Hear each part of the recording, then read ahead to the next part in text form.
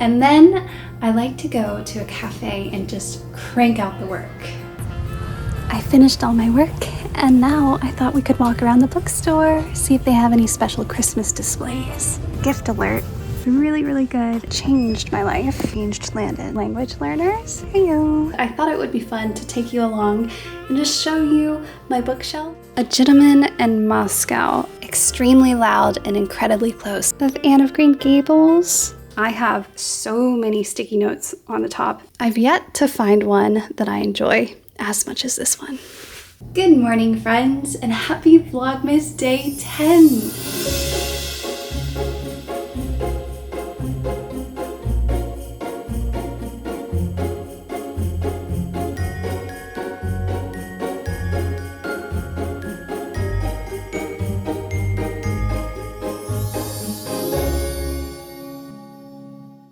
We are officially in the double digits. It's flying, and I want it to slow down because I don't want it to be over. I can't believe it. 10 days in. Today is Monday for me, and it's one of those Mondays where I have so much work I need to get done, and I'm feeling a touch overwhelmed. And whenever that's the case, I like to wake up early, which is what I've done today, get myself properly ready and feeling good, looking good, feeling good.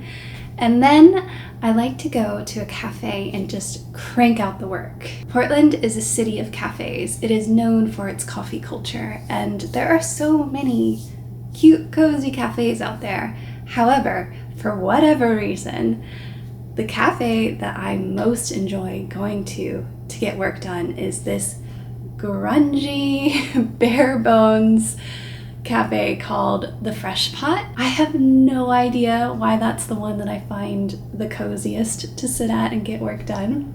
But yeah, that's just my go-to place whenever it's a big day. It also happens to be attached to a bookstore, so maybe that has something to do with it. I like to get my work done and then treat myself with a browsing of the books, which is what we're going to do today. So if this sounds good to you, go ahead and make yourselves a heartwarming cup of tea or coffee, grab your coziest of comfy blankets, and let's get some work done.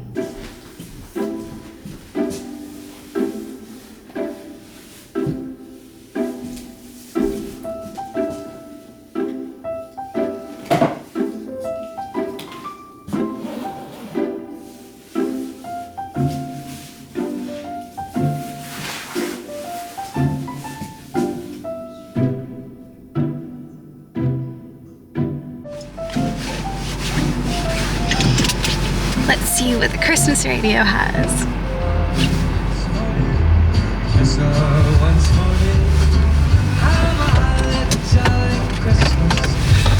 See you there.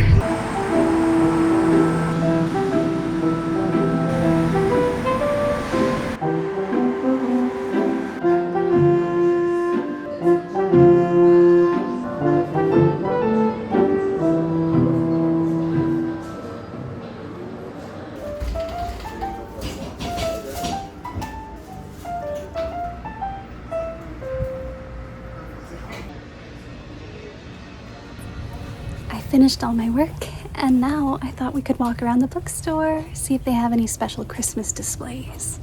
This is such a cool section. If you like Keeper of the Lost Cities, you'll like Nevermore. Wings of Fire, you'll like those books. Green Glass House, Harry Potter, The Wild Robot, Percy Jackson, and Warriors. I think Winter House sounds really good.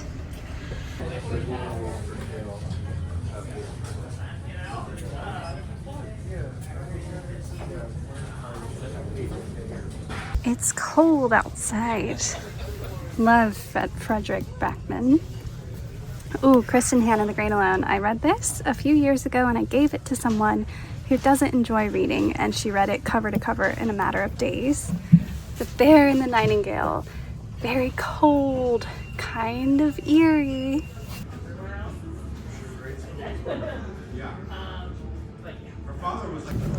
Gift alert. A box full of poetry, 3 contemporary anthologies. It's a collection of poems about kindness, love, and small things, the wonder of small things. Oh my goodness. Who can I give this to?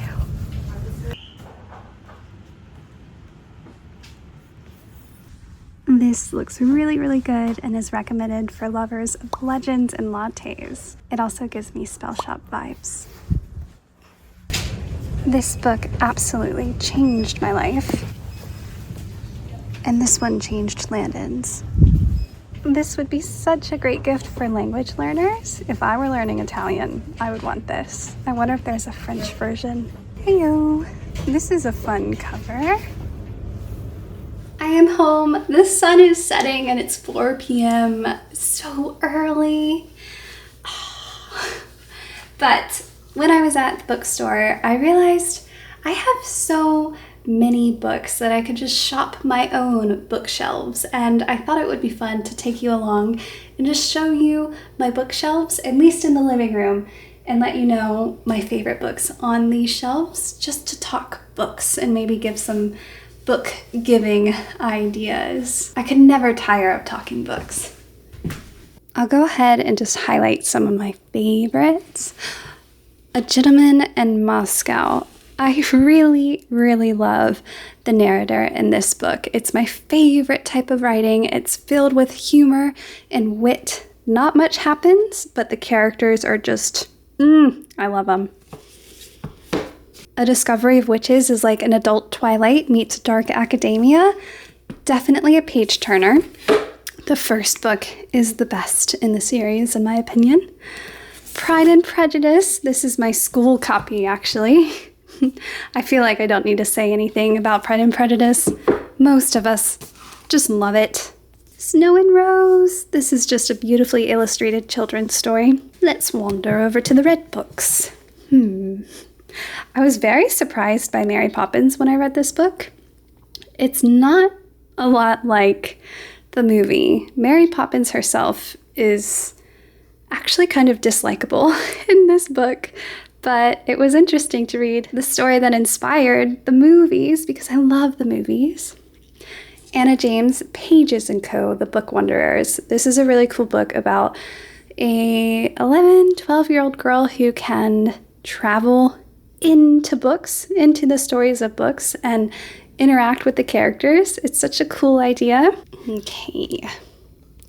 Extremely Loud and Incredibly Close by Jonathan Safran Foer. I really like him. The Guernsey Literary and Potato Peel Pie Society. This is one of those books that everyone likes, like people my age, my grandma, like just it crosses. Oh no. Oh, it's a disaster, you guys. Okay, I'm not gonna pull them off the shelf. Akata Witch. Ooh, love this series. So good for the fall time. Please stay put. I also have The Goldfinch by Donna Tartt, which maybe this is an unpopular opinion, but I liked it better than The Secret History. Peter Pan by J.M. Barrie, one of my all-time favorite books. Also, look at this beautiful edition. I have to be really careful. Of Anne of Green Gables. Oh, lovely. I bought it in Canada. This is an incredible selection of books. Why are the best books blue? Okay, The Crossroads of Should and Must changed my life. It's a very approachable, artistic self-help workbook. The House in the Cerulean Sea. This was kind of at the end of the pandemic for me, and it was a bright, shining star in my life. The Very Secret Society of Irregular Witches. Ooh! I'm so excited for Sangu Mandana's next book. And then The Rooftoppers by Catherine Rundell, one of my all-time favorite books. Mary Oliver's Devotions. I have so many sticky notes on the top and side of this compilation of poems. It is just one of my favorite things. I've read it so many times through. The Bronte sisters. They were my senior seminar focus when I was in college. You Are a Badass. I saw that at Powell's. The House of the Spirits. Crazy, crazy story. Beautiful writing. Much Ado About Nothing by William Shakespeare. I actually love this play. I have a favorite Shakespeare play, and this one is it. I've read about 14 Shakespeare plays, and this one is so bright and shining and happy, and Emma Thompson is in the movie adaptation of it, I think from the early 90s, late 90s. For whatever reason, I just love it. It's a comfort to me. Let's see over here, more blue books. I actually found Haruki Murakami's, is this a memoir? What I talk about when I talk about running. It's memoir adjacent. It's all about his love of running. I found it to be really interesting and insightful. Seeking Slow helped me to recognize the value of comfort in all things cozy. I consider reading this a turning point in my life. And then Welcome to the Yeonam-dong Bookshop. Definite top 3 of this year. And lastly, we'll come over to this side.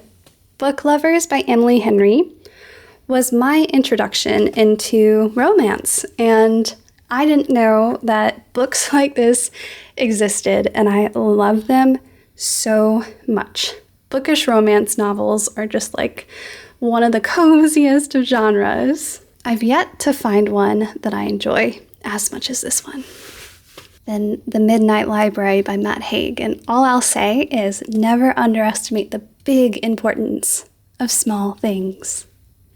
And now I'm sat in front of my nightstand, which is just towering with books that I've started but not finished over the years. Look at that.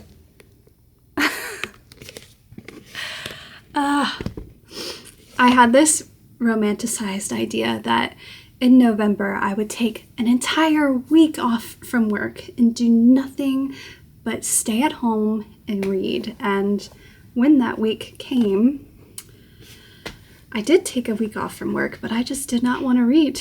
Instead, I made a ton of art, and it was so much fun and just what I needed. But now I'm dreaming of that week between Christmas and New Year, of trying my best to read all these books. But I've learned my lesson, and I shouldn't expect things for myself during my time off, so who knows? We'll see. But perhaps I should finish some books before I buy any more.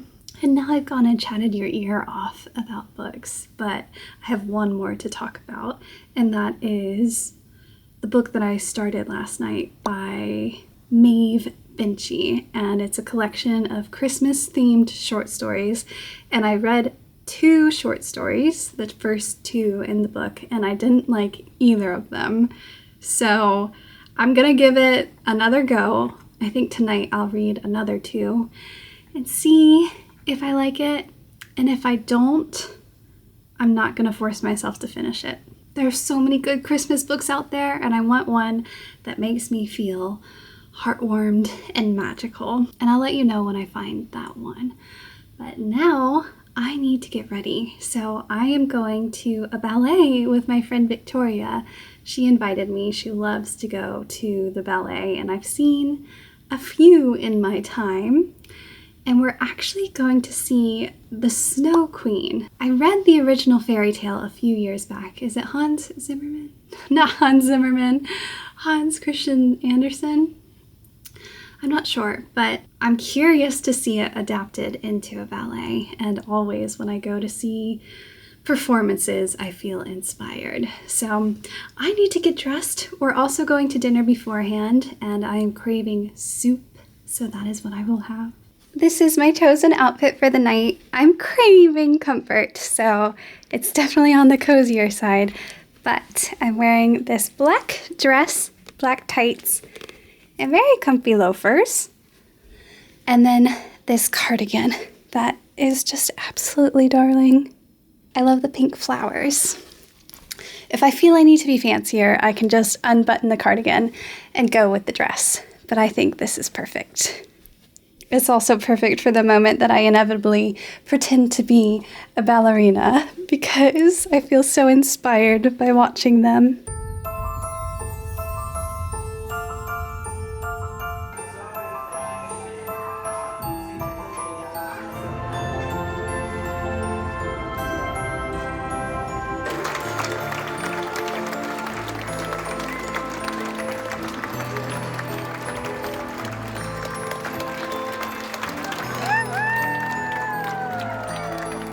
I'm home from the ballet, and it is time for tea, the evening tea. What shall we have? I think I have too many decisions, though it gives me great pleasure to be able to decide on a tea each evening. Okay, I'm leaning orange and clove tonight. Yeah, this'll do it. I haven't filmed very much at all today. The ballet was absolutely beautiful, but it wasn't something that I was allowed to film. And then dinner with Victoria was so wonderful, but also not something that was exactly filmable. And then I worked for the first 3/4 of the day, so yeah, I've just not filmed very much. And Landon has so kindly agreed to sit down with me and answer a question from this list of wacky, weird questions that I found when we made our gingerbread house. And I've been scrolling through, and there are so many silly questions that are semi-interesting, but not one good one. Like, what would you name your car? Well, we both have named our cars. Lan, what's your car's name? My car's name is Clifford, the big red truck. And my car's name is Spud, but his full name is Spudinsky Smalls. He's a detective. This question's random. If you were in danger, would you call 911, or what would you do instead? Like, What? I know. When I was... That's such a dumb question. No. But wait, when I was at the cafe today getting work done, I went to the bathroom with my purse, and I put my camera in my purse, and I started peeing, and then all of a sudden my phone started going, wah, wah, wah, wah, Like calling emergency services. Oh no. My camera tripod had hit the side of my phone perfectly to where it did hit both buttons at the same time. Oh my gosh. I jumped and was like, what's going on? These questions are traumatizing. Yeah, the next question on the list is, have you experienced falling down the stairs? Yes, many times. If you are drowning, who do you think would save your life? I almost drowned once, and a complete stranger saved me. I'm glad they did. Me too. Okay. How would it feel to cry underwater? What? You guys should check out this list. I just sound like I'm drunk. How was your wedding? What? Has anyone tried to kill you? What? Not that I know of. Whew. Do you get thirsty in the middle of the night? Okay, these are not good. What is your dream laptop? I would really like to know. I would like one that works. We're reaching the bottom of this list.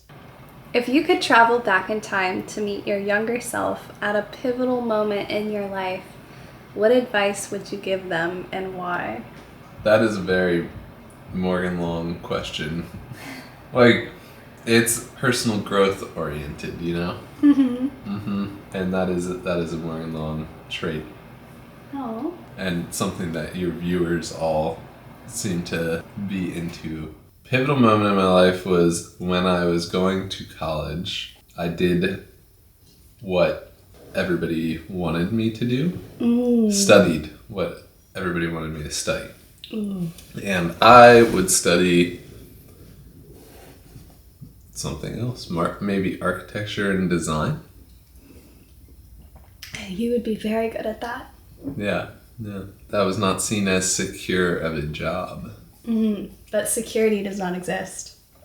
It's an illusion. Or rather, if fear of not having security is holding you back from what you really want in life, it's just not a good enough reason, because we could lose our security just like that, which is what happened for a lot of people at the start of the pandemic and continues to happen to a lot of people. Yeah. I mean, every day. So the advice you would give to your younger self at that moment when you went to college would Pursue be... your true passions. Pursue your true passions. You know what's best for you. Yeah.